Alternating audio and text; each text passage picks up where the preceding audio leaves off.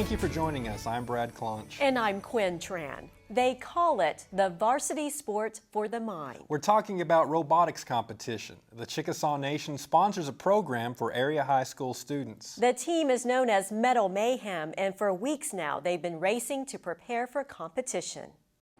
We want on this side. Here you go. So it keeps it balanced. For 6 straight weeks, they've worked to design and build their robots. It's quite a bit stronger.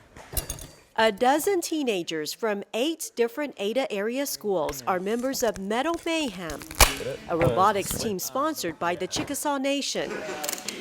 On this weekend, they're down to the wire. Their robot, Anakin, and mini-bot, Luke, must be tested and ready to ship for competition. This is actually probably like our 5th robot, or 5th or 6th. We've made so many prototypes and stuff, it's ridiculous. Oh. There's a lot of stuff you have to think about on the robot. Like, how's it gonna work? How's it gonna go along with the tournaments? See, I pull the trigger and tank drive back and forth. You'll just be able to weave your way through the traffic. To help guide them through the process, the team has mentors who are retired engineers. Now I pulled the trigger, and now I can slide. As a mentor, you're working side by side. They're right there with you. You're on a peer-to-peer setup.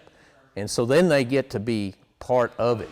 You know, getting all the different components to talk to each other and to understand what each other's saying just took a ton of work. The idea here is to encourage them to develop their science, technology, and math skills, to further their education, to get them on to an engineering program, or even if they don't go on to engineering, just to go on and do more, to want to do more.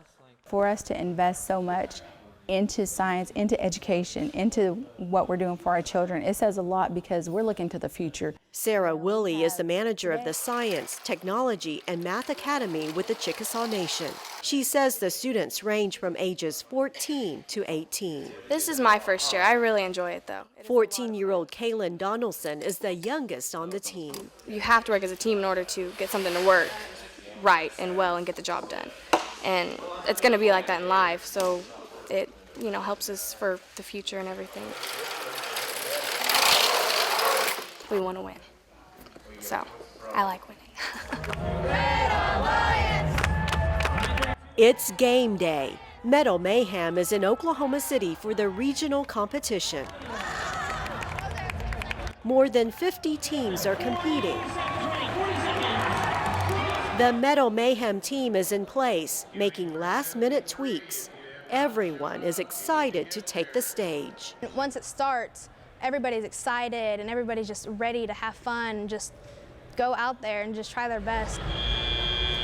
It's a stressful environment in competition. Teams operate their robots by remote control, over to left, steering them to pick up objects to place on rings. The last few seconds, the big robots race to get their mini-bots to climb the pole for extra points. Metal Mayhem gets its mini-bot, Luke, to the top and earns a spot in the finals. They place in the top 20. It's a personal victory. The team will get one more shot this spring to make it to nationals. Their next stop, Denver, Colorado, for more robotics competition. I'm so proud that the tribe does this because it's teaching our children that we believe in them and that we know just how important it is for them to succeed. The Chickasaw Nation also supports other activities for younger students to help them explore science, math, and technology. There is a junior Lego program for kids ages 6 to 8 and a Lego program for those ages 9 to 14. Those 2 programs are stepping stones into the robotics program for high school students. That's so cool. Families from the Ada area and surrounding communities gathered for the 10th annual Children's Fair. The Chickasaw Nation sponsors this community-wide event held at the Pontotoc County Agriplex in Ada.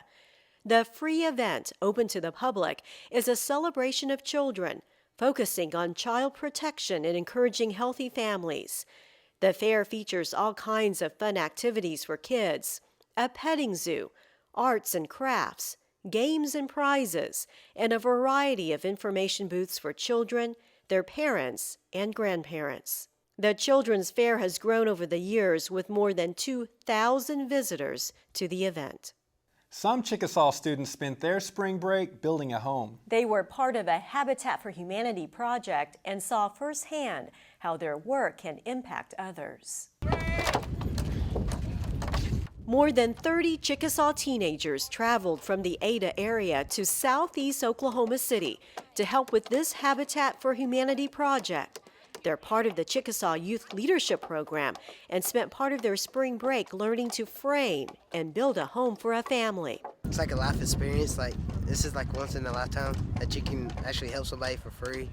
And like, this is for a good cause, so that's why it's a good thing. We know when we have young people that want to spend their spring break with us that these are really a good group of kids, so we welcome them with all of our heart, and they really help us tremendously. I mean, it's great because we try to build between 45 and 50 houses a year, so we always need this good volunteer manpower. Okay, we need to go over. The Chickasaw students say their volunteer work taught them new skills. They learned what it takes to build a home, how to work as a team, and why their volunteer work can make a difference. More and more young people are learning the importance of voting. Chickasaw citizens can register to vote once they turn 18. The registration form can be obtained by visiting the site on your screen or calling this toll-free number. The registration process is simple, and as you're about to hear from two young Chickasaws, siblings, who say that voting is a civic duty to their tribe. Voting gives Chickasaw citizens a voice. Say it through your vote. I'm Dustin Newport, and this is my sister Katie. We're Chickasaw. And our vote counts. I'm 19 years old, and I'm a registered voter for the Chickasaw Nation. There is power to the youth vote. Some people may say, why vote? But voting is very important to the Chickasaw people, especially the Chickasaw youth, because they are going to be the leaders of tomorrow. The balloting system that the Chickasaw Nation utilizes is very simple and secure. It's a mail-in balloting system that literally takes 2 minutes once you get the ballot. You see your candidates and you base your choice upon the best candidate that you feel is fit for the office. You sign it and then you just mail it back. I see voting as both a duty and a privilege. I think that young people think that their voice may not be heard or be counted. But the truth is that their voice does matter. They do have a voice in the Chickasaw Nation, and they can make an impact. This next story is about a Chickasaw woman who is making an impact in the arts. She keeps her native culture alive through her jewelry. I had always been an artist ever since I was young. I started off painting and drawing and just creating anything that I could get my hands on with any materials, and then I found metal smithing for the first time when I went to college. This piece is titled Inner Fire Pendant. Fire is very significant to Chickasaw culture, but it's also significant to me as an artist because you cannot work metal this way without the use of fire. This opens up.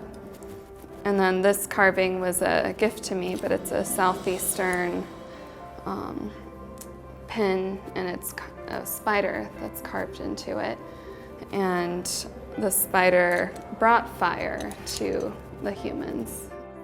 Jewelry is a personal art form. It's unique to the wearer. It means something to the wearer. It expresses who we are, our place in society.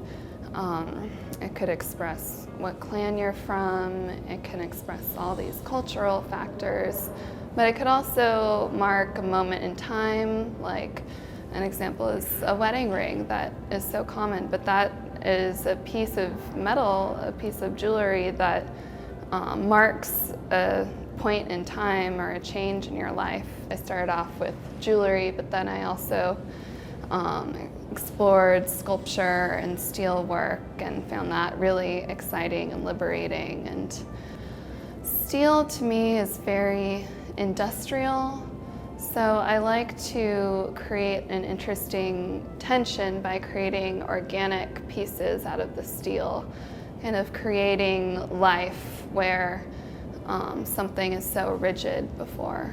My art is all about my Chickasaw heritage and my deep love of the natural world and the textures that you find in places like the ocean. I grew up in Los Angeles by the beach, and so I have an appreciation for those sorts of landscapes and natural beauty like that. I always come back to Oklahoma often. I think of it as kind of a second home, so it's always very comfortable for me to come here, and my tribe wants to bring me in so often to show my work and show my pieces and put them in shows. There's just so many amazing opportunities for Chickasaw artists that I never dreamed I would have. It's just incredible. To be a Chickasaw, it means to have a determination of spirit, and it means that I'm connected to an entire community that is completely unique, nothing else like it in the world. Kristen holds dual degrees, a Bachelor of Fine Arts as well as in American Studies with an emphasis on Native American Studies. She's received a lot of praise for her work. Just last year, she took top honors at the Southeastern Art Show and Markets for Best of Culture and Best of Jewelry, and she so well deserves that. A lot of her work on display during annual meeting, and of course recently in Bricktown where the new tourism office is open. A very talented artist indeed. Thank you for watching this edition of CNTV. We'll see you again soon.